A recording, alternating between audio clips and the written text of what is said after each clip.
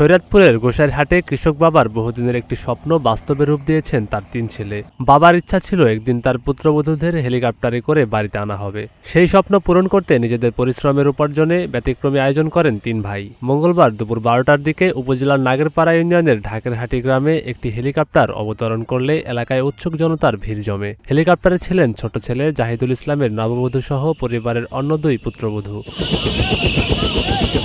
স্থানীয় সূত্রে জানা যায়, কৃষক হারুন সর্দারের দীর্ঘদিনের শখ ছিল তার ছেলেদের বউদেরকে হেলিকপ্টারে করে ঘরে তোলার। বাবার সেই ইচ্ছাকে সম্মান জানিয়ে ৩ ছেলে দীর্ঘদিন ধরে সঞ্চয় ও কঠোর পরিশ্রমের মাধ্যমে এই বিশেষ আয়োজনের ব্যবস্থা করেন। হেলিকপ্টারটি গ্রামের অস্থায়ী হেলিপ্যাডে অবতরণ করার খবর ছড়িয়ে পড়লে আশেপাশের বিভিন্ন এলাকা থেকে শত শত মানুষ সেখানে ভিড় করেন। কেউ হেলিকপ্টার দেখতে, আবার কেউ নববধূদের এক নজর দেখার জন্য উপস্থিত হন। ঢাকঢোলের বাদ্য আর উৎসবমুখর পরিবেশে স্বজন ও গ্রামবাসীরা নববধূদের বরণ করে নেন।